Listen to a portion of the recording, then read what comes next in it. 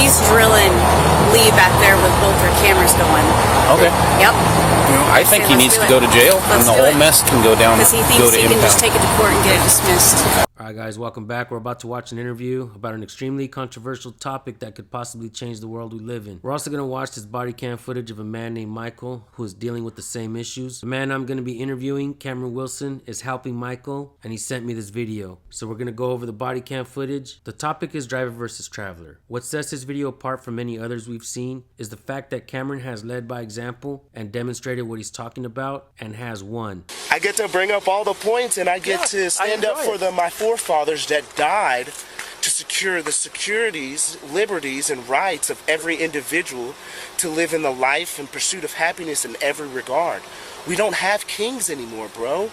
This is America. We're all free to be ourselves and do whatever we see fit as long as we don't hurt another being.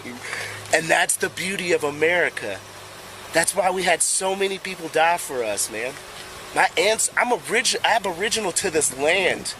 So to see this happen to where someone feels as though they have more power over me and my ancestors, that's insane to me, bro. Okay. I come from this land and this soil.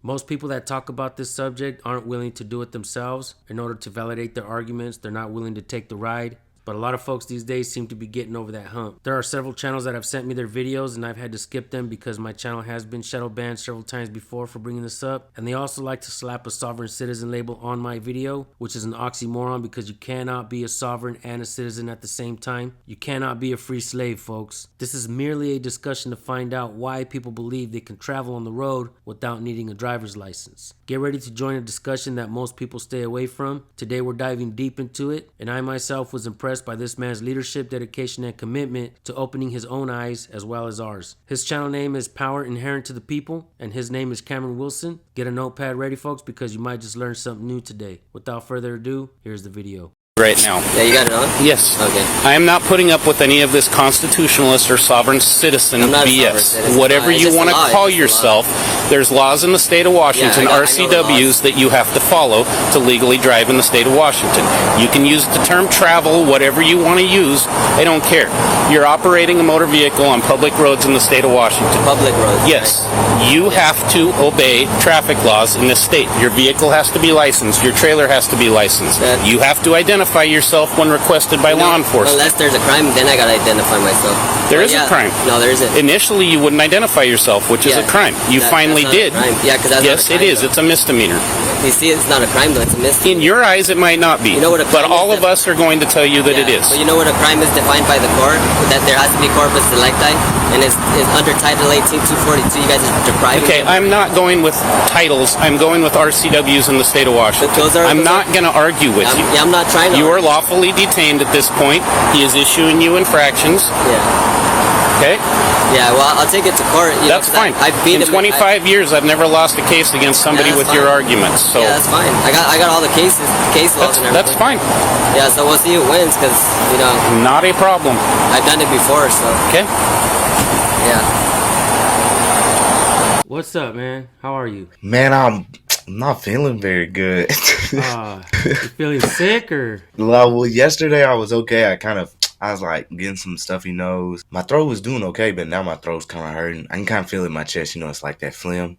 So that's what's going on right now. My energy's a little low. So I got a little bit of that going on too, man. It's that time. Right. It's the only time I get sick the whole year. So. Word. Yeah. All right. So your name is Cameron? Yeah, I'm Cameron. All right. So I've shared one of your videos before in the past, and I was totally blown away. I did not expect to see what I saw. I've seen plenty of videos like yours before, but I have never seen anybody come out on top or forced to be released by the chief of police. I was totally blown away, like I said, when I seen that video. I've been reluctant to talk about traveler versus driver only because when I do, I notice that my channel gets shadow banned.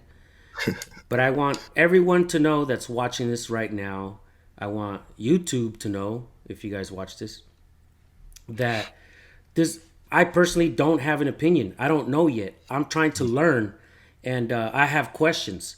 So this isn't a video of yes you can or no you can't. This is a video of we're gonna talk about these things and see where and who may be wrong, may be right, and where do we go from here in the future. So I guess my first question to you is, in the book, I did hear some of it yesterday and I didn't get to go through the whole thing, but you mentioned Sines versus Roe in the book. Can you elaborate on that Supreme Court case decision? So the Supreme Court has recognized the right to travel as a fundamental liberty, and they confirmed it in 1999. So that's fairly recently, where it says the right to travel, and this is a quote, is part of the liberty of which the citizen cannot be deprived without due process of law under the First Amendment. Okay, so that's Sines versus Roe, and that's the quote I use because, well, one is that it's pretty recent. I mean, that's 1999, y'all. So we're not a lot of people when they say, "Oh, well, that was when they was talking about carriages or when they was talking about wagons." Do you think they didn't have the foresight already to understand what would happen in the future with automobiles being in place? So, I mean, the construction of the roads was dedicated for the public, and if we really look into like the history of license plates in itself, they were kind of just to identify the car. So if someone ran off or something like that, and all they asked was that someone put on their initials. And this was like back in 1905,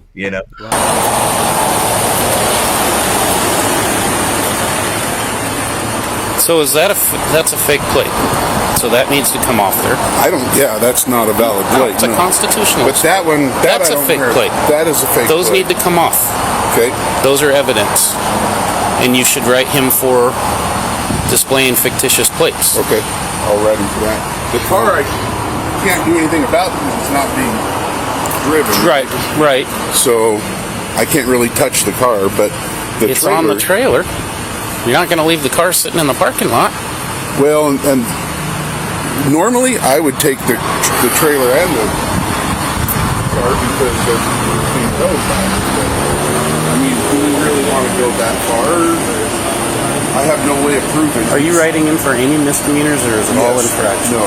So I'm writing in for no proof of insurance. This is the only infraction. Okay. Misdemeanors: operate vehicle without registration and failure to transfer title within 45 days. Operating a vehicle without registration is a misdemeanor? That's what it said. Okay. I'm just making sure because it's criminal. That's fine. Let me double check. Yeah, I need to get I haven't used Sector for so long that it's not up to that's fine.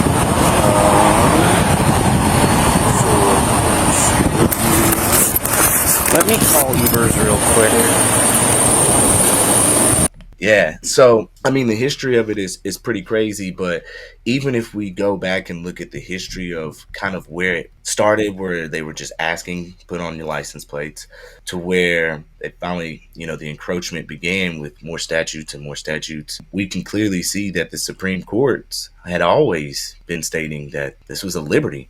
It's a secured liberty and one of the most sacred, quote unquote.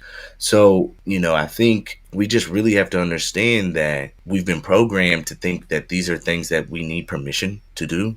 I think a lot of us think that we need like business, a license. Well, what is the definition of a license? You're Do asking you know? Me? No, I don't. Yeah. Permission? Okay. Permission slip? Permission slip. Yeah. Like, don't we live in America? Right. I thought they taught us the Constitution in school. Who needs permission? Why you need permission? Who told you need permission? Someone told you permission and scammed you. They made you believe something. So I feel like it's kind of a faith. It's kind of like the society just tells you something and then you believe it and then you don't do your research behind to figure out the truth of the matter. And so, in the book, I think what's really fascinating is that I took my personal experiences, both with cops, law enforcement, district attorneys, prosecutors, lawyers, and judges. And what's pretty fascinating in all that is I never really got violated too much. I mean, we can probably go into some civil litigation that I'm going into right now, and that's with the Richfield Chief thing. But yeah, I just wanted to touch base on the road first. What else you got? Are you currently like fighting one of those types of charges right now, as far as like driving with no license and stuff like that? Are you going through that right now? No. So currently I have no active pending charges or anything like that. Earlier this year I did get pulled over. I did get my vehicle towed. But what I think is really amazing in that is that I didn't get arrested. They actually even pinned in my car. Like, one car pulled me over, then another came in front and pinned me. So you won't leave? That is pretty shocking. But what's amazing in that too is that within an hour and a half, I had everything. I had my car back. So logically, we got to start thinking about that. If within an hour and a half, if I can get my car back, what was the point of taking it in the first place? Did you have to pay to get it back? Yeah, you had to pay. And so what we've done with all of these experiences too, like right now, I got a client, Luis. I'm not gonna say his last name. Shout out, Luis. Actually, you know what? I want to just go into his situation real quick. So let's put in his situation. So if anybody has a custom car, they usually put license plates, some kind of custom license plate, whether it's chrome or metal or whatever the case may be on that car. They want to be cool. They want to have their own name on their vehicle. Well, one of my clients right now, he was at a gas station here in Washington. He had already been parked. I think he was just getting still at the pump. So that's private property. He's not on public roads. And a police officer came and started talking to him about his license plate that he made, his own private license plate that he made. It said Yah, as in Yahweh 777, and it had Title 18, Section 242 on the bottom of it. Didn't look like a Washington license plate at all. They started, talking to him. He stood on his rights, and they ended up towing his vehicle and just giving him a whole bunch of charges. One of the charges was actually a felony fraud charge, forgery. Holy shit. Is he still fighting that? Yeah, we're fighting it right now. They gave him a forgery charge, fraud, for making his own license plate. Y'all, there's millions of license plates that people make. Millions upon tens of millions of custom license plates that people make, and they're not declared a felon. Why? Was his license plate in the front or in the back? Does that make a difference? It doesn't make a difference. It's private property. It's not registered to the state. It's not titled to the state. In no ways does it have any contractual agreements with the state. Hello. Hey, it's Swim. So, wanted to run something by you. Feldner stopped a truck pulling a car trailer with a car on the trailer. Both the truck and the car on the trailer have fictitious constitutionalist license plates. The vehicle's not... It has a sold date clear back in 2023. Doesn't even say who it was sold to. It's not got current registration. The guy tried to pull the constitutionalist card and initially wouldn't identify himself. Now he finally has.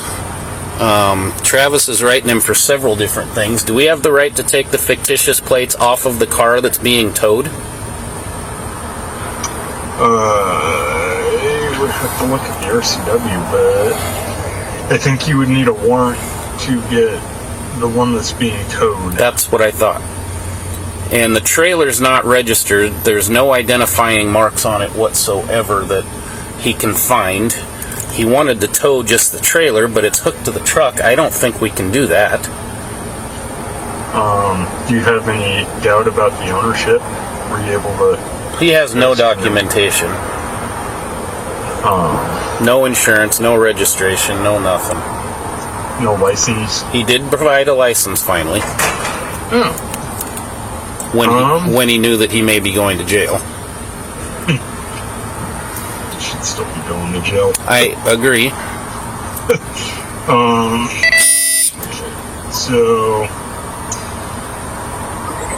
you can impound it if the ownership of the vehicle is in doubt, or if you suspect it's been altered. Okay.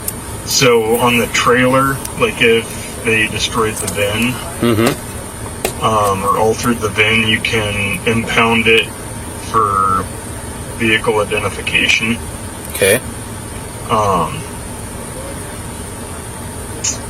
Other than that, the reasonable alternative would still stand. So if he's able to find a driver, within a reasonable time frame. Well, he's got a license. Oh, yeah. So, yeah, I think to get the plate off the one on the trailer, you'd have to have a warrant, because it's not even required to be licensed if it's not on the road. Right. I think what we just, I mean, this can drop. It's totally gonna get dropped. Lewis, I think Luis was scared a little bit at first, right? But then when he starts reading these statutes, he's like, Cameron, I don't even see how they're charging with me in the first place. And so these type of like the aspect of what's going on, and I only speak in this manner because not only have I lived the situation, but my pop's ex-law enforcement, right? Or actually, he's still law enforcement. He just behind the desk now. But with that being said, like the book itself, which I'm here to promote, but the book itself, really breaks down and it's like an introductory, but it really gets deep too. Because I think what people are like misinterpreting is the aspect that natural law supersedes all law. Okay, we are creations of the Creator. The line of authority goes the Creator, man, federal government, state, county, then the city. These policemen are at the very bottom of the line of authority. They're acting like they're at the top. They're acting like they're at the top, and we are acting as though they're at the top. That's the problem. Really, the problem really is not relying upon them acting as though they're in the top. That's not the problem. The problem is the people not understanding that they are the top. That's the problem. As though we have to bow, as though we have kings or someone above us. Bro, you are a king, my brother. Your wife is a queen. Your son is a prince. That's America. That's what our ancestors died for. You see what I'm saying? And, I get really emotional about it just because, if we really look at history, which is, I'm really deep on. I have another channel where I do a whole bunch of history. Just the aspect that the colonialism, came over here and tried to dictate their laws upon us in the first place. That's crazy, right? But then we had, the Constitution to give them those barriers, those guidelines, that fence that stops them from intruding on those rights. And I mean, I'm starting to get to the realization that harm can come in multitude of fashions. It don't have to just be physical, y'all. Right. There can be emotional harassment inflictions, right? Because let me ask you that: have you ever been so heartbroken that you actually feel that pain? Oh yeah. I think we all have. We've all been in a deep pain or emotional, at least, where you lose somebody, your heart broke, whatever the case may be, and you feel that pain. Like it's a physical pain. Bro, when cops get behind me, I feel a physical pain in my back. You see what I'm saying? That's a real thing. But it's like, and why is that? Because they have been carte blanche, or whatever the term is, eligibility to just shoot people for no reason. I mean, you pull over somebody and someone, if someone's in an emotional state and they're like, man, I ain't got my papers in order and I'm gonna get this ticket, or they're gonna tow my car, and they're in a panic state because they literally don't have no money left, bro. One thing will get them evicted or will get them fired from their job. It's like the last string. And it's like, how many of those people have lost their lives just because they panicked in that last moment? You see what I'm saying? How many families have been affected off of just a traffic stop,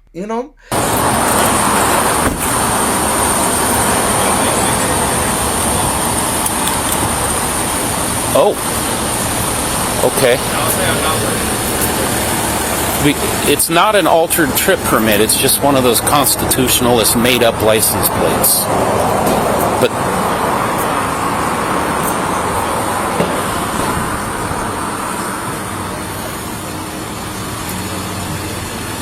okay, that's a good point. Has he alluded to why he has those plates displayed on his vehicle?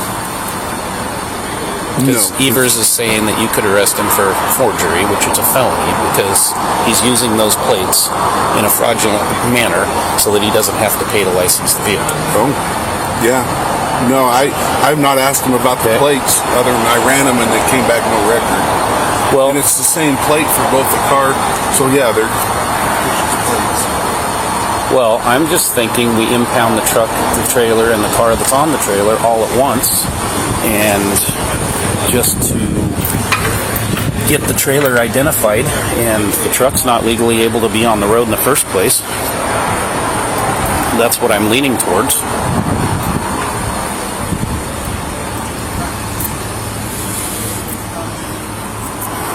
Yep, we can't.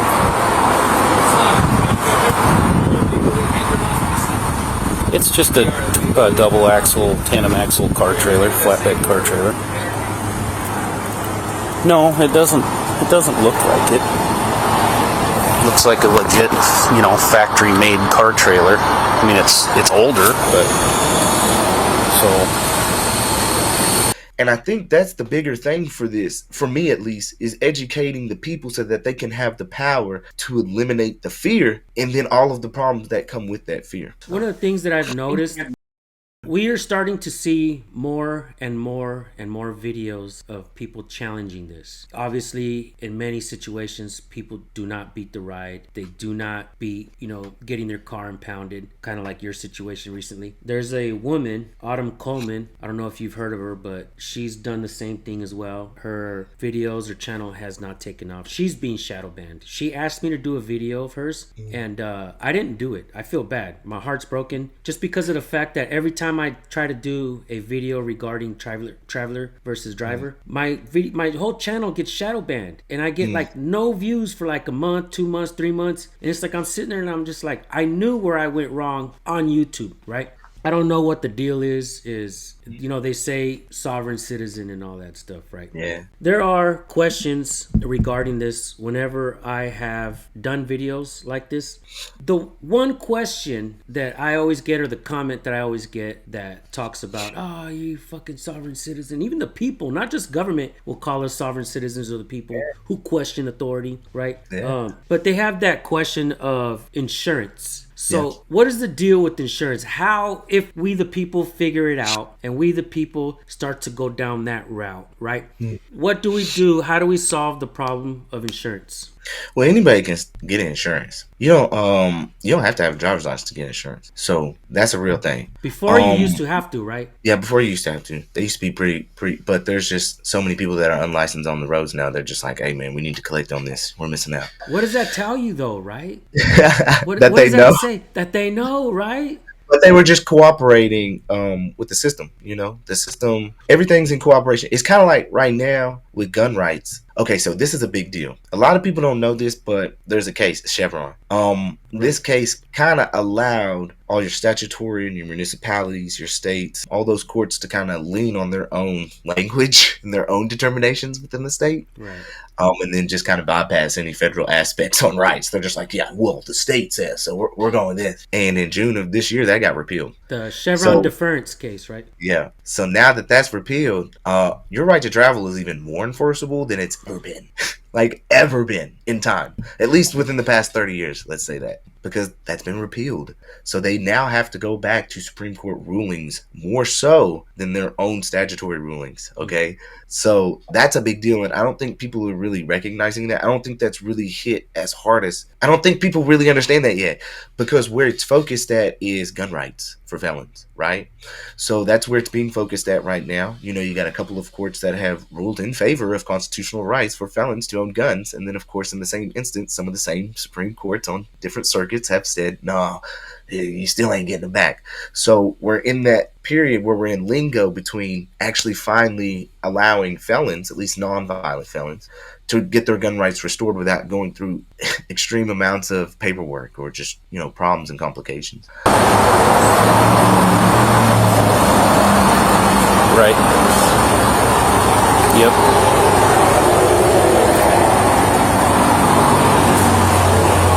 Okay. All right. 252 clear at 13 minutes. Okay. Well, we'll muddle through this and figure it out. All right. Thank you. I may be calling you back. Okay. Bye. So, Evers, like I said, because those plates are displayed on there, it's fraud. If you want to book him, he said you could impound the entire mess and then have to write a search warrant, have a VIN inspector come up here from Spokane to identify the trailer. I would love that. Yeah, I'm fine with it. He's drilling Lee back there with both their cameras going. Okay. Yep. I think he needs to go to jail, and the whole mess can go down. Because he go thinks to he can just impound. take it to court and get it dismissed. So Okay. Well, I think we're done.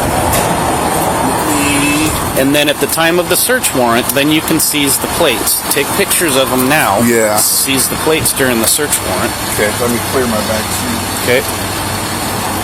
But with the insurance too, you got to also remember it's a scheme, y'all. It's always been a scheme. So how it ended up working in the very beginning was that they had so many civil cases coming in relation to any kind of accidents, that they was like, we need to put something in place so we quit flooding the courts rather than just establishing more courts directly for traffic itself. Do you see what I'm saying? Yeah. Real quick, don't you think that the government would actually want that? Because in order to keep the courts open, you have to have people coming in. And so now, because they're trying to stop that, cops are out there enforcing feelings all the time. We're not going to play court on the side of the road, send you off to court, take you to jail, send you to court, let you deal with it there, right? Yeah. And you would think that the government would want this in order to keep the courts open. Yeah. But those are civil cases, right? Yeah, civil cases. Yeah. I mean, insurance to this day is still civil. Right? That's why you have an adjuster. They're working it in on the back end, y'all. You could do that yourself, pro se. I promise that. Okay. It's not very hard to be pro se. We are in the age of intelligence.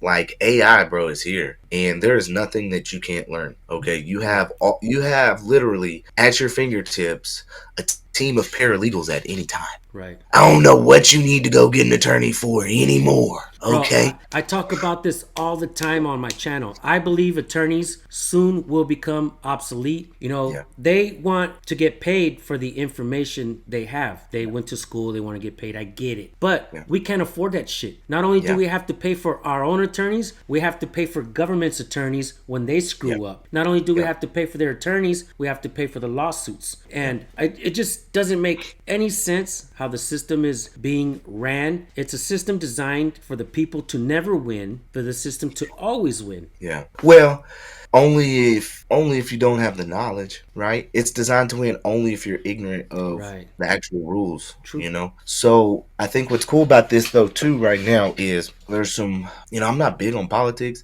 I really don't try to pay attention too much on politics, but I can definitely see right now there's going to be some drastic changes for the next 4 years about to happen. CIA, there's some new department about to be issued. It's called the DOGE, Department of Governmental Efficiency. Elon's going to be running that with Kash Patel. So I can see that there's going to be some major changes coming, and they're being directed towards restoring the Constitution back to its originality. I can see it. And hopefully, you know, beyond just people speaking out their mouth, those actions get done, because you know how that works as far as politics is concerned. Yeah.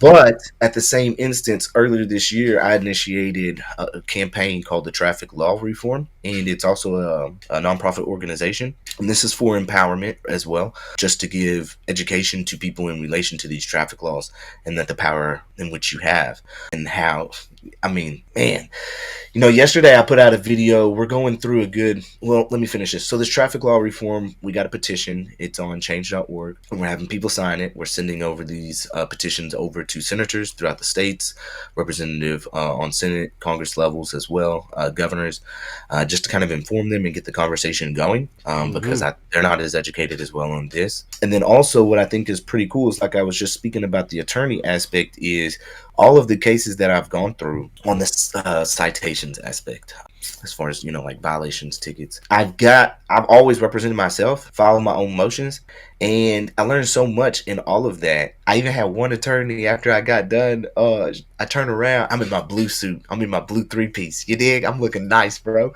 I turn around, and as soon as I go away from the podium and speaking, they rescheduling it. They dismissed it. An attorney walks up to me and she goes, "Good job," like that, right?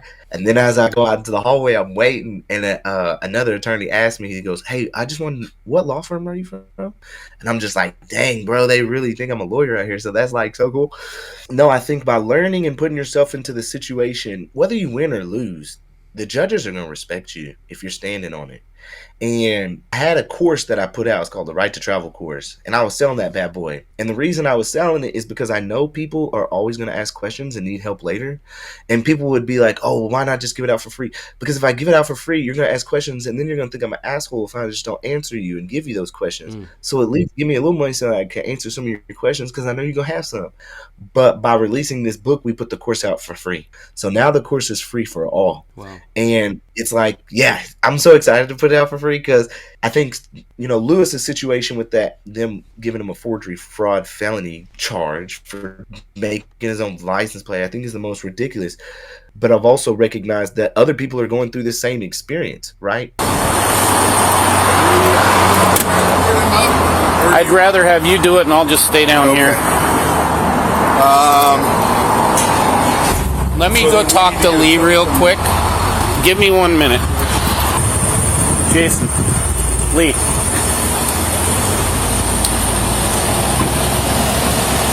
So talking to Evers, specifically the truck, because it has the Constitutionalist license plates displayed on it. They're fictitious. He said arrest him for fraud because he's fraudulently displaying those plates so that he doesn't have to pay for registration to have this on the road. And we booked him on a felony. We tow the whole mess and do a search warrant on it. Get a VIN inspector up here from Spokane to identify the trailer and so forth and seize the plates at that time.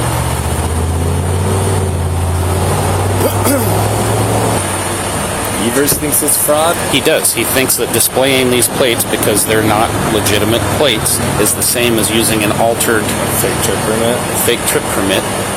Okay. We can't prove that trailer belongs to him or the car since we can't look at the car. Does he have any paperwork on the truck? He gave had you 3 VIN numbers. I didn't run all of them on whoever he bought all this stuff from. Right, but we haven't run with 3 different. Have we run the VIN that's actually displayed on the yes, truck? and it comes back to this. But it's not registered to him. Title's never been transferred. He has like a bill of sale or something? Yeah, from the registered owner. Okay. And then the sold note just has a date on it. He didn't put the dude's name who he sold it to. The guy. So his sold name's it to not on the piece of paper. It is on. His name is on the piece of paper. It's not on the piece of paper that went to the DOL when the guy gave up interest. Yeah, I saw that. But the bill of sale's got both guys' names. Yeah, they're both. Has he even alluded to where he's going? He says he's taking this to Spokane Valley because there's a problem with the ignition. Yeah. Not running. But it's funny that the VIN's conveniently covered up. Yep. That's their whole commerce. Well, I'm all for him going to jail for all of this. Steering columns missing and been removed. I saw that.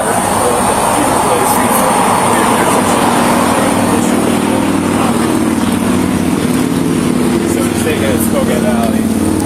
So yeah, that's suspicious right there. You saw that chief one. So that chief one was really crazy too. And what's crazy about that is I had already established a notice of liability on them. So they were put on notice that if they violated my rights, they's going to get hit up. Like, I'm going to sue you. And after that situation happened, he called my place of employment, and my place of employment did stop giving me commercial leads. Like, they were like, hey, we can't give you commercial leads anymore. We have an image. We can only give you residential. So I lost out at about somewhere around $50,000 to about $75,000 just on my own income that I could have made in that year because I'm not doing commercials anymore. And so what I ended up doing is we sent it over the notices. We ended up getting an investigation done, filed a claim through the insurance. Of course, the insurance ain't gonna do nothing. But once the actual investigation happened through the insurance, they ended up firing the sergeant. Wow. And so I got the sergeant fired, and so they let him go. And right now 30 days ago, tomorrow will be 30 days. We just sent out the intent to sue letter. So they got that bad boy, and we taking them to federal court, bro. And I'm doing this myself. You see what I'm saying? So that's why I say, like, the book is here to help you on the situation, to know what you got to do all the way through court, and to take it all the way to civil court if they have a problem. I think what people really try to, like, I think the biggest thing is sometimes people just got to go to jail. Just let them violate you, bro. It's going to pay out in the long run. Stand on your rights. Quit bowing down. And it's not about like these police just want to do this to you. They're actually just doing what they're told to do, bro. They got a job. If they don't do their job, then they're going to get fired. There was that one cop on that same video that we're talking about who actually said, hey man, I would like to do this too. He's like, I wish I didn't have to pay for insurance and stuff like that. And I remember watching that thinking, I think I may have narrated and said things like, look guys, I mean, even this cop is like, why don't the people stand up? Just because you wear a uniform and you're afraid to lose your job, you're not going to stand up for the people or for what might be right, because all the people can't be wrong, bro. And earlier you said that insurance was changed to because too many people were driving on the road with no license, so they had to change that, right? When enough people wake up and challenge these things, then our government has no choice but to put it up there, right? Or what? Yeah, so that's why I think the traffic law reform is going to be really, really big, because within the traffic law reform, we got a campaign. It's called Project Parrot, and Project Parrot is just everybody really going out and speaking like we're parroting each other on, yo, this is our rights. We need to change these things. Now, does that mean I am all for get out there and speed and do whatever the hell you want? No, it is very clear that beyond just like safety, caution, speed, beyond those things, you good. Stop at the lights, man. Be careful, be safe. But I don't got my papers in order, or I'm expired for 2 months. Like, that's landing with people getting their vehicles towed, getting put in jail. I ain't got no driver's license. Like, check this out, man. Let's say, okay, I'm an amputee, right? Let's say that if I went to go renew my license, would they know that I'm an amputee? Would they test me for that? No. Have my driving eligibility changed as far as how safe I can be in regards to how I am now driving because I have one leg, right? Yes, it has changed, right? You see what I'm saying? So what about a mental aspect? Let's say somebody goes through something in life and they just have some kind of mental thing going on to where they can't drive as well, or physical, but you can steadily renew your license without nobody checking. You see what I'm saying? So what's the point of a driver's license? There really is not one, other than, oh, you got permission from us to do what you're already eligible to do.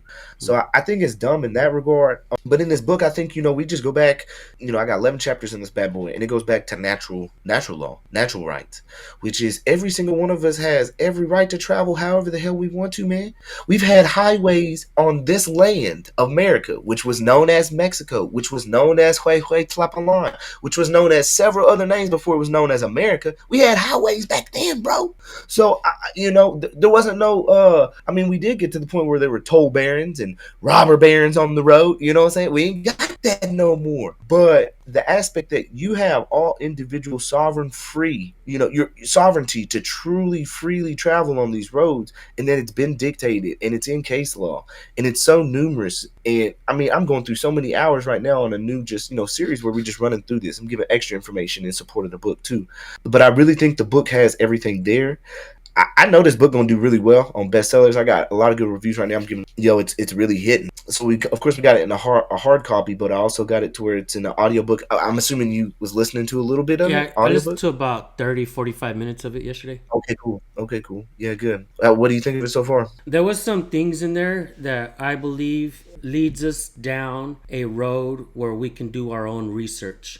Because when discussing this topic, one of the things I was looking out for while listening to it, I was playing the video game when I was listening to it. But one of the things I was looking out for was a timeline. How did we get to where we're at? What case laws allowed government to believe they can put these stipulations, these things? How did we get there versus, how we got to where we're at? Like, we're in this mindset, we just obey. We just comply, we just obey. And sometimes, even if it's not law, we're complying and obeying. It's like, so what? We keep that up, it will become law. We just obey. Let's do it like this. I'm going to do it in two scenarios to compare here. And some people may not like it, but I don't care. So I think of it as, in that same way, if you go and get taught something generation after generation, it's just going to become law. It's just going to become, they're not going to see it for what it really is. So it's kind of peeling back the layers of programming, peeling back the layers of all, it's just really programming. Once you peel back the layers of programming and you get in there and state everything and understand where it comes from, it was always commercial, y'all. I got quotes that we're going through just yesterday. Like I said, I posted something. I'm still putting up videos. We went to something that said, I forget the exact quote, but it was like, there is no other highest form of eligibility to use the roads than the individual sovereign person. Meaning that there's nobody that has more power, nobody that gets a license or a commercial. And it was all based on the aspect that we had all the, the roads was made for us to travel. And now we got all these commercial businesses and all these big trucks on the road, and they damaging it and they dropping stuff. And, you got cow dung falling out the back. I mean, you got all this stuff going on. And people was getting sick of it, man. They needed to figure out, I'm not going to get out there and clean all this up. Y'all out here using the roads and damaging. We need to figure out something to put in place for all these commercial people using the roads, damaging it, causing problems, causing traffic. And that's where it originated. The aspect of commercial, using the roads for profit or gain rather than for leisure to get to point A to point B as we should.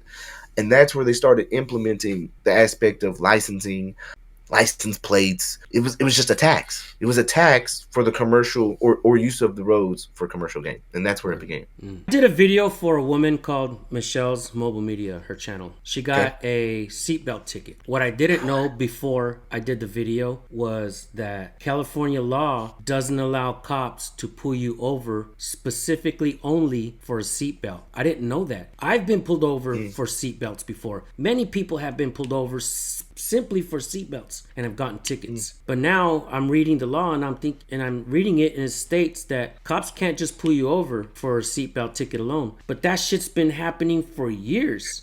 So it just goes to show that cops don't really care about law, nor do they know it. Cops will tell you, we don't have to know all the laws. There's too many of them in the books. But they'll turn around and tell you ignorance of the law is no excuse. So cops could just say whatever they want. You're trespassing. People are arrested for trespassing all the time. Simply recording on the sidewalk, people are arrested because they won't give up ID. Failure to identify is a secondary charge. They still need an initial charge. They don't care. And they continue to do these things over and over and over again. And we as a people, we don't understand some of these things. We don't understand our natural rights, the Constitution. We don't understand certain things. We're dependent. We depend on the government, the cops, to give us our rights, to remind us of our rights. That shit is never gonna fucking happen. So we have to continue to learn, educate ourselves, push forward. We have a community where people are learning their rights. We've asked cops if they know the First Amendment. They don't know it. So we have so much civil unrest going on here. I've been discovering things like they are turning, in government installations, they are turning information desks into security checkpoints. You can't enter certain buildings now without showing identification.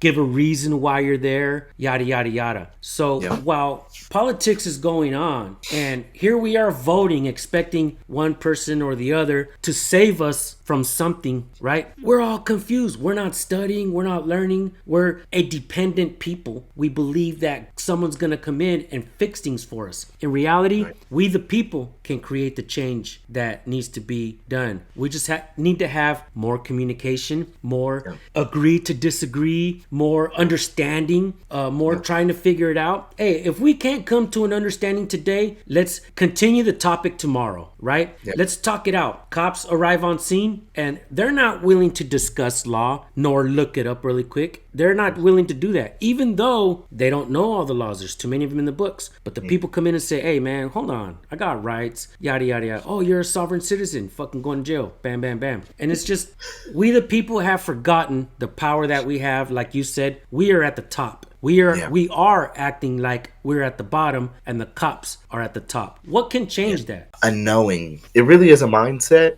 I've had Christine Maroon. She gave a good review recently and said, the information is really amazing, but the biggest thing was a mindset change. Everything that, she learned in the course it just changed her whole mindset. And it again comes down to, like you just said, understanding that we're at the top. It's the line of authority. You're a creation of the creator. And when you forget that, it's not about religion, right?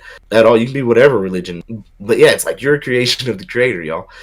And you have to understand that. But I think what everybody just has to really understand is you have to get away from the labeling aspect of sovereign citizen. That term is an oxymoron. It conflicts itself. I've talked to cops, I think on my Ridgefield one, and I kind of spoke about that sovereign citizen thing. And she understood once I told her, it's oxymoron. You can't be sovereign and a citizen. You're one or the other.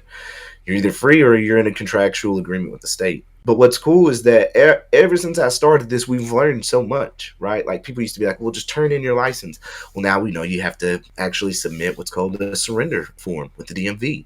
And even if your license is suspended in the system, as soon as you turn in that surrender form, it's changed over to surrendered. Okay.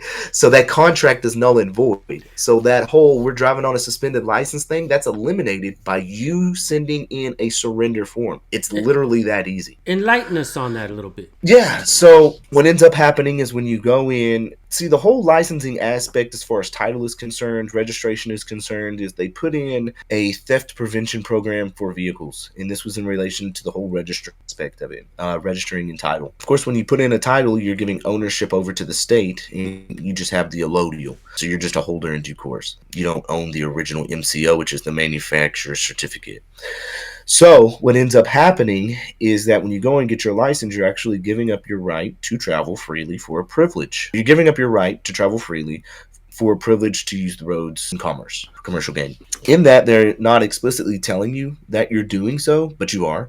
That's why if you go to the DMV and ask for any kind of hard copy application, they're not going to give you one that you can just go home with, which I don't think. But I'd have to recheck on that. I think some of them have, but they're still not giving you all the contractual agreements, nor are they not letting you know. And then something that's also amazing too is within the vehicle code, especially here in Washington, and I know in several others, is they have a clear distinction of definitions of person, which is corporation, municipalities, trusts, all those things, and then natural person, which is distinguished as a human being. Okay, and so definitions are everything in Black's Law because it's always different. If I say drive to you now, I'm going to go on a drive. You think I'm just getting in my car and going to the grocery store. But then when you go into a court, it means that you're employed on the roads, using the roads in a commercial capacity. And those are the different distinctions. But I think, we just have to really get down to understanding that education is empowerment, and that's where it all starts.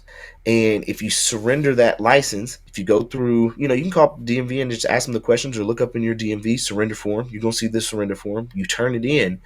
And once you turn it in the system, even if you are suspended, okay, it will go from suspended to surrendered because you're ending the contract. Now, you would have, me personally, I understand how to sign contracts. I know to always sign my name and then UCC-1 or 1-308, which is reserving all my rights, or you can just put all rights reserved after your name. If you just leave it blank, you're signing as the corporation you, because there is a distinction between you and the natural being. It's real. I don't know how else to say it. Some people want to use straw man and say it's conspiracy. Hey man, if you don't know anything about trust law, whatever. I'm not even going to go down that route right now. But what I will say is, yes, there's a clear distinction between the two, and it's in court. It's in case law.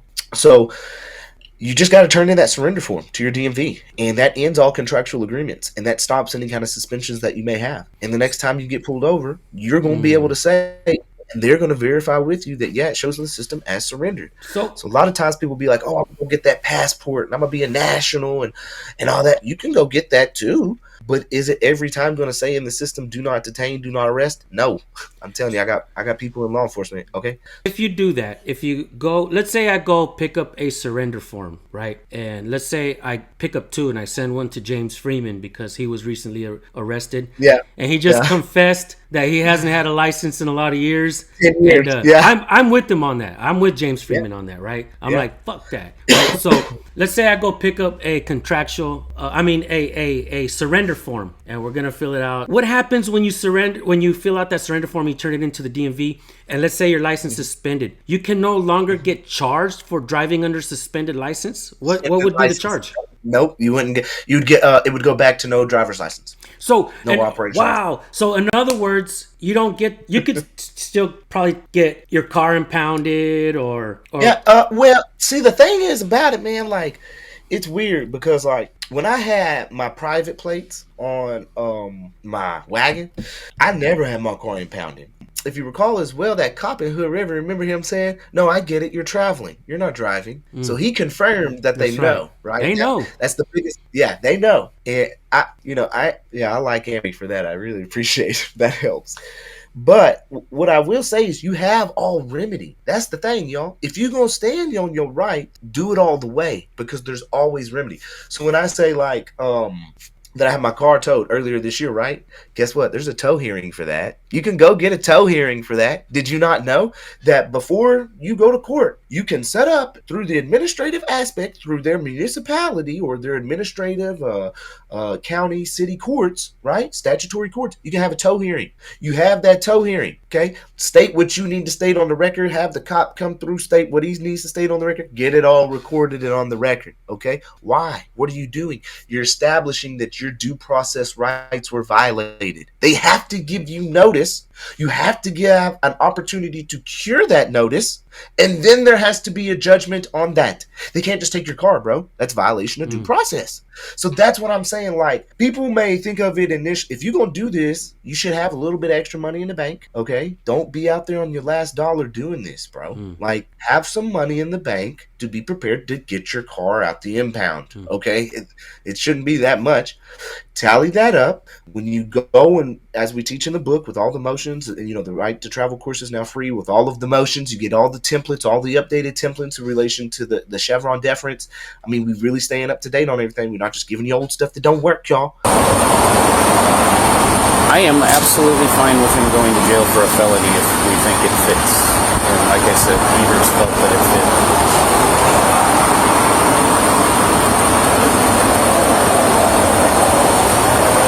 I could see it if it were a fake trip permit. I mean, it does say It's still a fake plate. And it's the same plate there.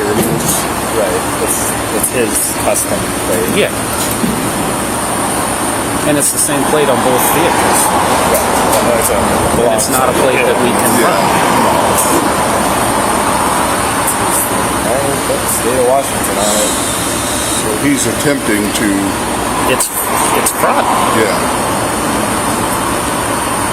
It's only Or way even you guys are gonna forgery. learn. Yeah, it's just fraud's not good.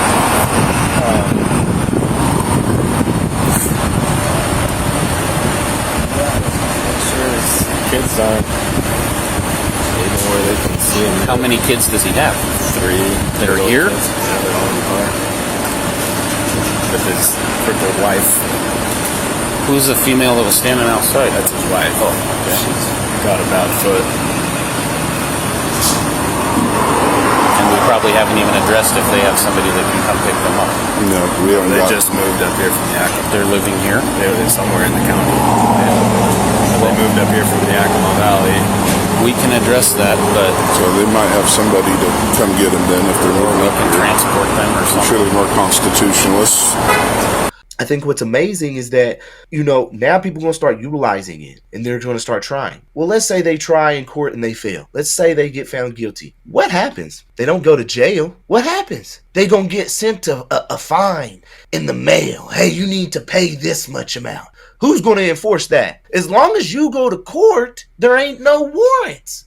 So who's going to enforce that invalid, fraudulent debt? What's crazy You is tell me. what's crazy is I have heard of people getting fines and just don't pay it. I've gotten fines. I've been found guilty twice. Once in both of my state polices in Oregon found me guilty.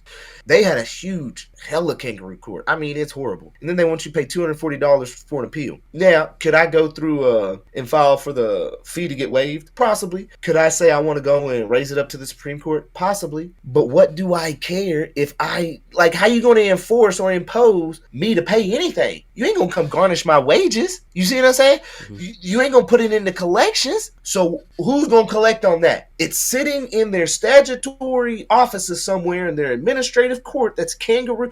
People got to start understanding that these judges, it's so funny that they call them judges, especially in the traffic courts, under administrative law, they are known as the highest clerk. They are not termed as judges. They are the highest clerk of the municipal corporation, because the city is nothing but a corporation. It's got a Duns and Bradstreet. So you essentially, after going, it's like this. It's like arbitration. Tickets are like arbitration for any problems or issues you have with your leasing agency, right? You got issues with the leasing agency. There's a violation. We're putting in this eviction ticket. Okay, we go to arbitration. I'm filing for my rights. Oh, okay, we need you to pay this, or you know what I'm saying? You're going through the It's the same aspect in the courts, y'all. You're going through arbitration. In the back end, they're gonna say, "Oh, well, we ask you to pay you this. We impose this fine." Who's gonna impose that fine? How are you gonna tell me I need to pay that fine if there's no originating contractual agreement that I agree to what you're imposing on me? It's null and void, and that's what people don't understand. Everything is contract law. In the Constitution, it says I have unlimited power to contract, right? So if I have unlimited power to contract, I have unlimited power not to contract. You didn't think about that, did you? Nobody does. They just think, oh, well, I have unlimited power to contract then. Oh, okay. Yeah, it's not like you have to, right? You don't have to. And if you do, and not everything is disclosed to you, oh, well, that's conspiracy against your rights. It's a null and void contract because there wasn't equal consideration of knowing everything that was being imposed, right? If you went out there and got a driver's license, and even with a driver's license or suspended driver's license, you could literally go out there and fight that bad boy in relation to the aspects that you did not know. You were not put on notice that you were giving away your rights. Like, it literally is that easy. First what we do is we file what's called strikes or motions to strikes. And we use key terms like corpus delicti, verified complainant. These are aspects that have to be proven. Like a verified complainant, there has to be a member of the public to come and complain against me, okay? Bring forth a complaint. If there's not a verified complainant, meaning a member of the public, there is no case because the corporation cannot come in. You see, it's totally out of line. So we utilize the strike or dismiss first. If they don't want to utilize that to drop the case, we move forward with an abatement. And this is strong as far as an abatement is concerned, because you also have a memorandum in support of that. But then we can also file for jurisdiction, right? We can also file in relation to Chevron deference being repealed. There's so many aspects on how we win it. It's not one for everybody, but multiple, because some DAs are like, yeah, okay, we recognize this. We don't want no civil lawsuit. Let's just push this one out, get them up out of here. We don't want many people. We need the revenue coming through. Don't let them talk no more. Shut it down.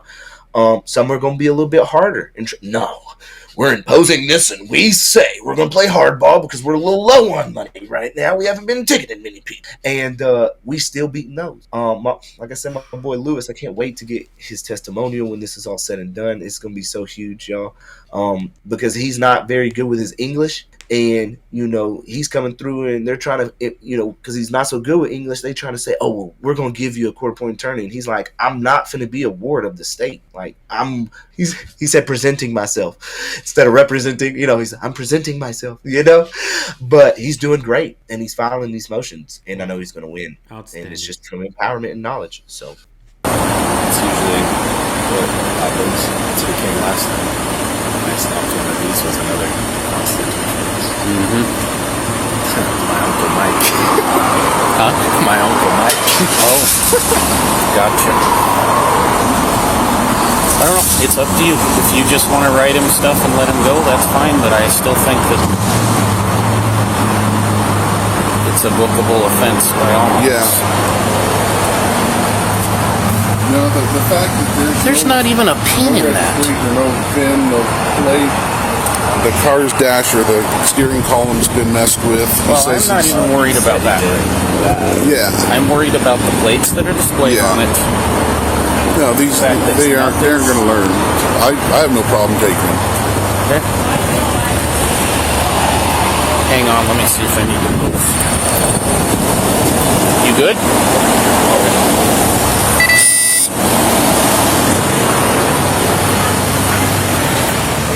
But we still have to come up with something reasonable to do or make sure that the kids and the wife are safe, which they are here. Yeah. So, what did he call it? Forgery. Fictitious plate. Or fraud. The actual RCW would be under fraud. Fraud. Forgery. Well, forgery is anything to... I'm forgetting all the words right now. Forgery is what we charge for trip permits. Yep. Don't you agree this would fit as well?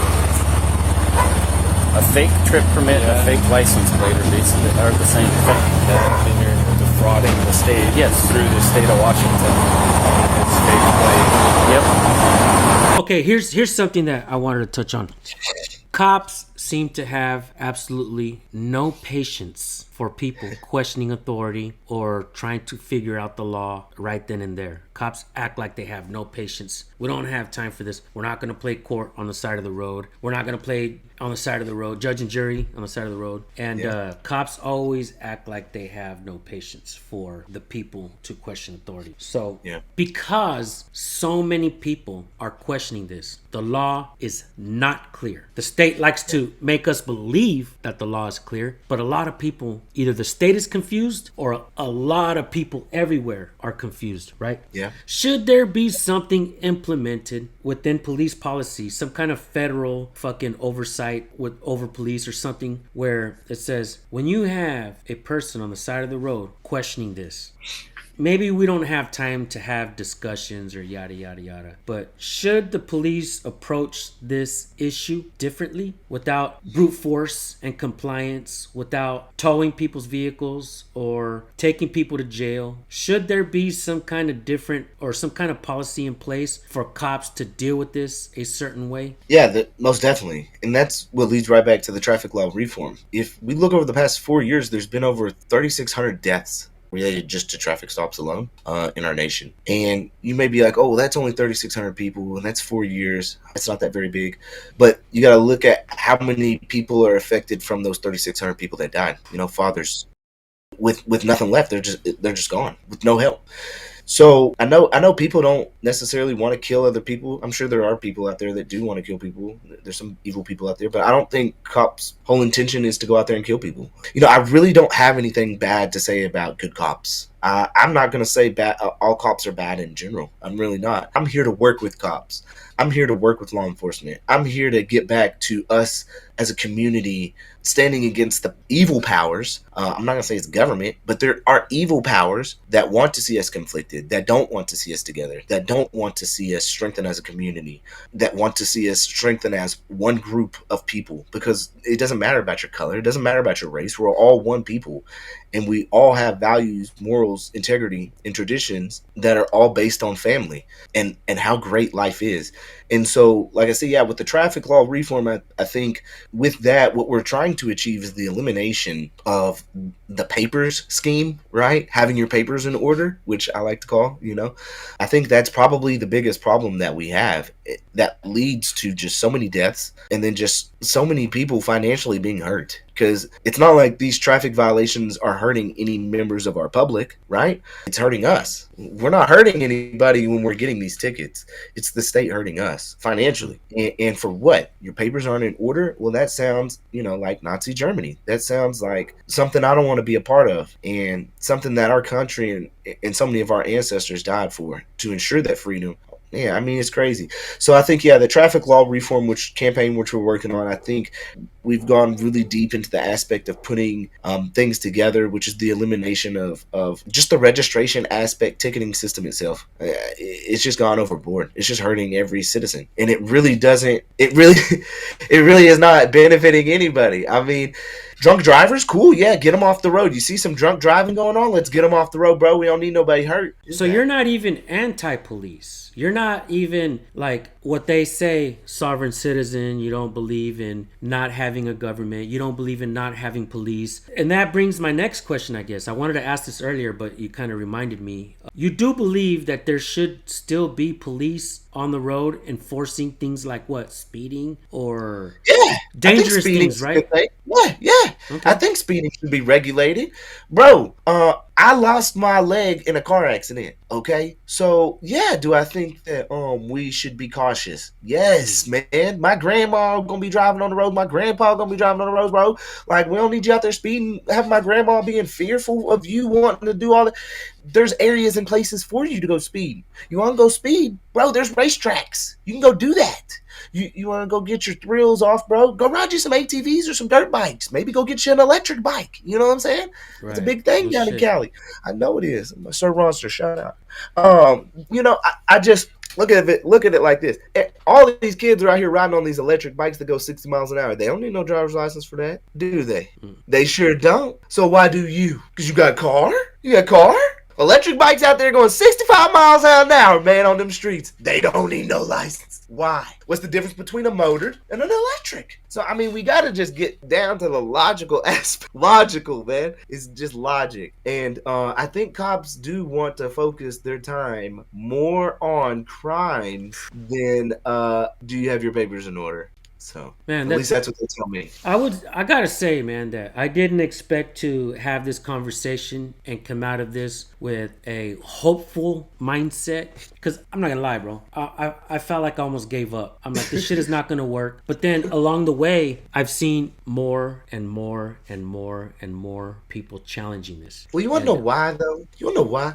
It's because when people understand this, it's like they want to attack the police. They really think that every policeman knows this stuff. They don't, man. And it's like, you can't attack. You kind of have to be pretty cool about it. You got to just be cool, be polite. And then I would really recommend the Eddie Craig script. I have that on my channel too. But the Eddie Craig script is perfect because every aspect of the encounter when you get pulled over is a deliberate question to set them up to violate your rights. It's all a setup so that if they violate, you will get paid. And that's the point of this. Stand up on it enough until they spend so much money that they will not do it anymore. Not only that, but that we have enough of our people finally standing on our rights. Because if we don't, we're going to end up like China, bro. So, or Korea, or any other dictatorship. So I want to continue this topic with you in the future as well. Maybe we'll do like some kind of maybe like a course on here or something where we talk about things. Anybody that's watching this right now, if you have any questions for Cameron, start throwing your questions in the comment section and we'll try to get those questions answered. I still have 1,000 questions as far as like, how do we approach this? Where do we go from here? If the people do this and things change, what will that do to people who become victims on the road from car accidents, people with no insurance? There's a lot of questions that need to be touched on because, you know, there's a lot of confusion. There's a lot of even animosity towards people who want to do this because they believe they are correct. Not because they just want to buck the system, but because because they feel this is their natural right. They feel that they're being taken advantage of. And government takes advantage of the people all the time, right? Yeah. Cops talk down to you a lot of time. Cops will speak to you in a way where it's like demeaning. Nobody likes to be talked down to, right? Nobody does. Not from you. Nor do they deserve it. Nor do they deserve it. I mean, sometimes within families and shit, we fight at home and we talk down to each other. But, you know, cops are out there and they treat people a certain way and they have that whole mentality where we just comply. And the people have begun to just comply for so long. Yeah. Yeah. These communities on YouTube who are questioning authority, we're learning a lot. I've learned a lot since I started my channel. When I first started my channel, I was just an asshole with the camera. I walked up to every cop watch with my middle finger up. I was like, you know, fuck you cops.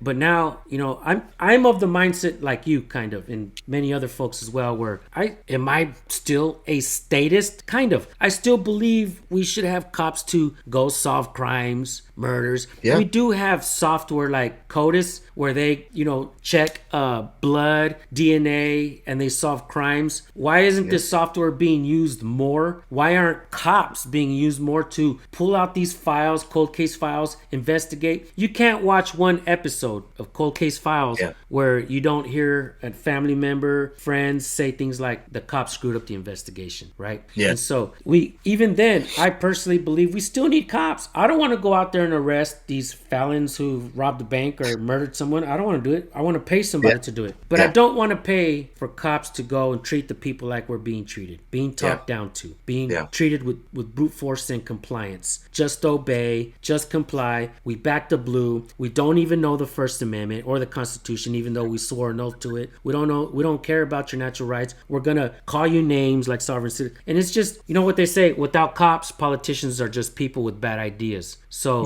whenever the political spectrum, some somebody's leaning one way or another. People don't understand how politics work. You know, it's one side of the government wants to create more government, and the other side's going to come in and empower the enforcers, right? Back to blue. More government, back to blue. More government, back to blue. So nothing changes. Everything just gets worse. The people lose at the end of the day, nonstop. Why do our politicians, our presidential candidates, Trump is speaking on the Constitution. Hopefully he keeps his word. Yeah. Why aren't our politicians forced to know the Constitution before they even get up there and speak on the podium? You know, cops swear no to it, but they don't know it. Politicians act like they care about it, but they scoff at it. Cops and everybody in government scoff at every notion, every mention of the Constitution, of our rights, because the Constitution doesn't give us our rights. Just like you, I am of the mindset of natural rights. I learned that from Jason Bassler, Police to Police and the Free Thought Project. He visits me sometimes, we talk, and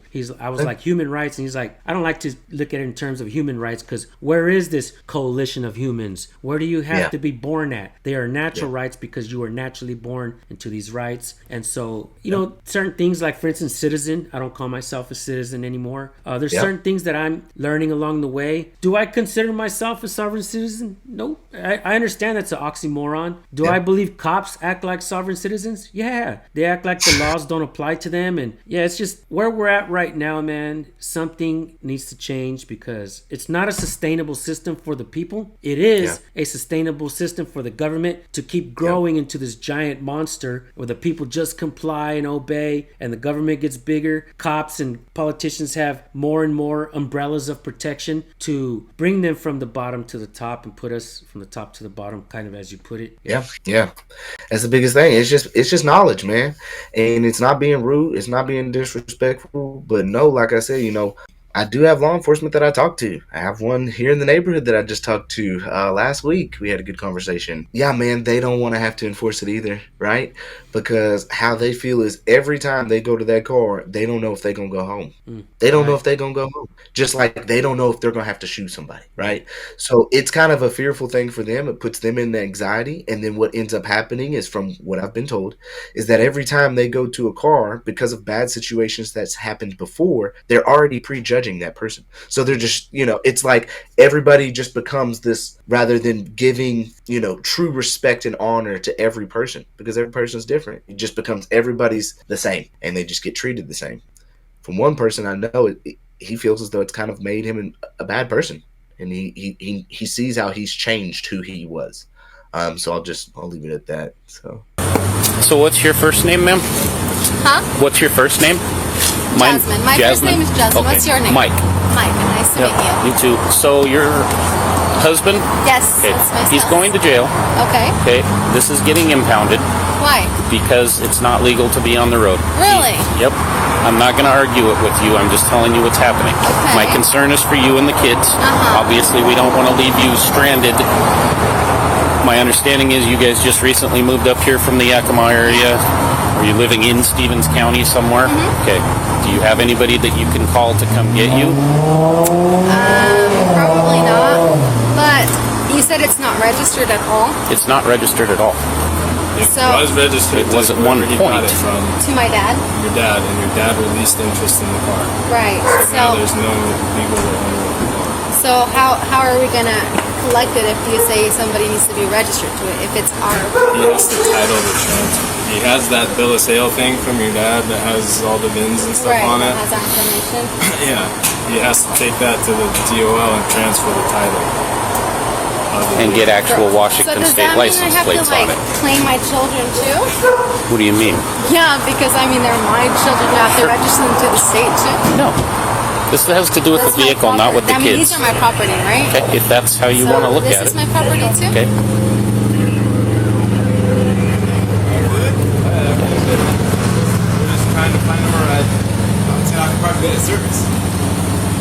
That's up to her. I'm Can I not going talk make to my that. husband? Can she talk to him? Yep, come on back.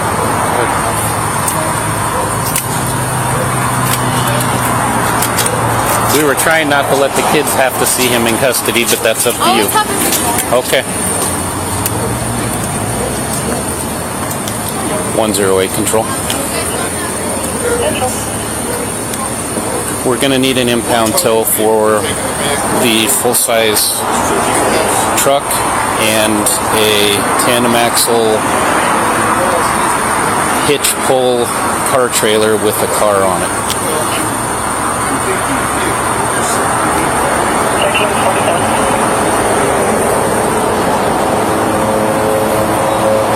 Man, talking to you now, you're not of the mindset of you're anti-police, you're anti-government. No, on the contrary, you still believe... No, I want them to serve us, bro. That's their job, is to serve us. Right.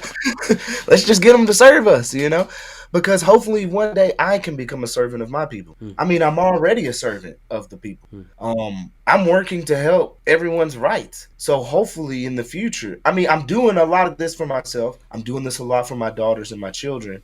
But I'm also doing this so that later on down the road, I can be a servant. Hopefully I can be put in a position of being able to help people where it's needed.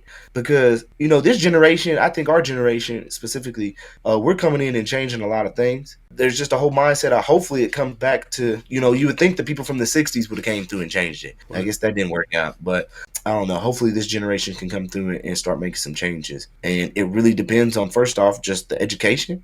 That's why I put out this book. This book is going to be able to go worldwide in multiple languages. So it's not just, you know, focused on those people that look up the right to travel.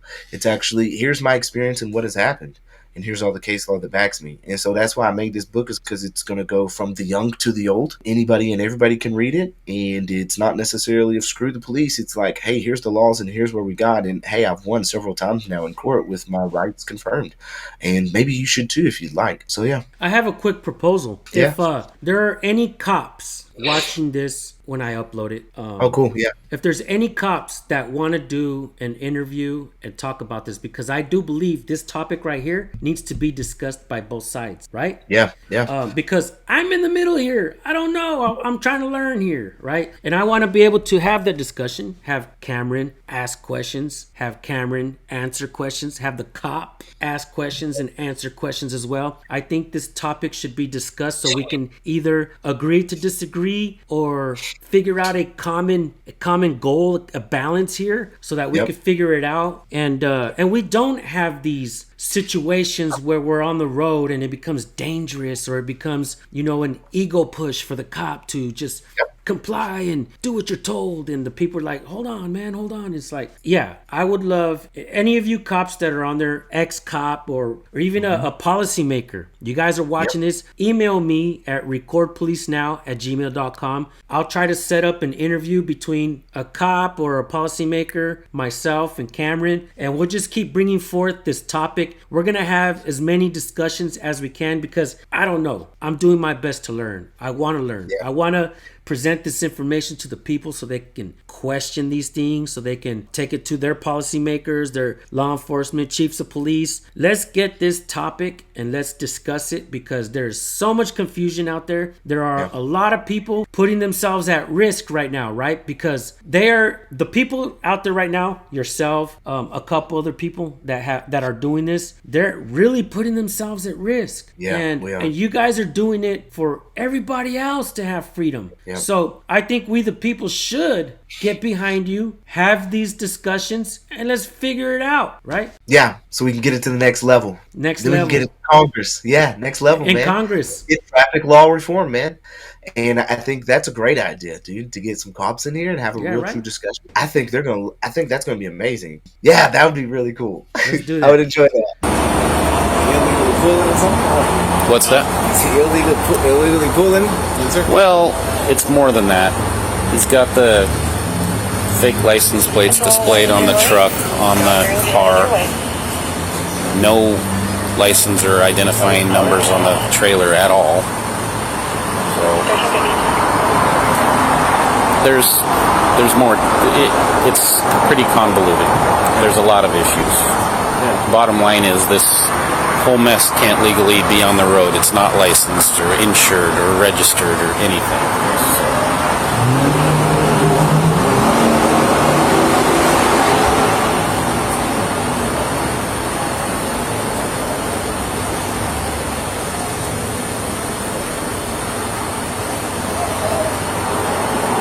Did you guys look much for a VIN on the trailer? Or? I was talking.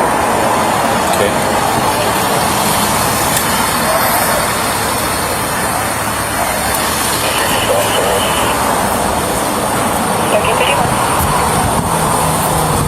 You okay, buddy?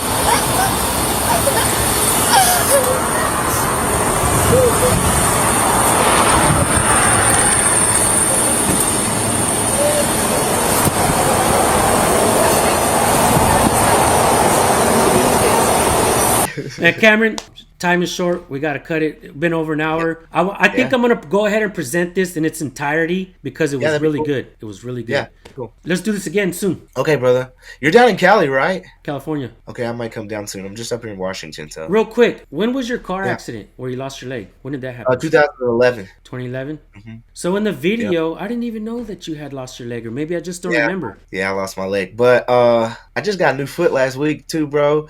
And when I come down, maybe we can do like a foot race and we'll throw some money down. We'll gamble or something, see who can run faster. I bet I beat you, but we'll see. We'll see. For reals, bro? I may be short. I may be short and chubby, bro, but I can run, homie. I can run. All right. I used I to may run. be short and only have 5 toes, but I can run too, bro. So we gonna see. Shit, you can still kick some ass. I can see. Hell yeah, bro. Man, cool. Cameron, this was amazing. Great conversation. We're going to do this again, and we're going to do this more often, I believe, because I believe this is a topic that concerns a lot of people. And I don't want to see people keep putting themselves at risk. I want to see if we can find some kind of common ground so even the cops can say, okay, this is another one of them situations. Let's deal with it a different way or a better way, right? Right. Even if because being proactive really works too, though. I'm gonna tell you like that. If you're proactive and you know you're finally going this route, you're surrendering your driver's license, going up and talking to the chief of police, filing a notice of liability, it really does go a long way, guys. I'm just telling you. I'm gonna go pick up that surrender form. I'm gonna go pick up that form. And I'm going to give you a call and I'm going to ask you some questions on how to fill it out. Cool? Okay, cool deal. We'll do it. All right, Cameron. Thank you so much, bro. Thank you. You're very welcome, bro. We'll talk later. All right, bro. That was awesome. Outstanding. Good job, Cameron.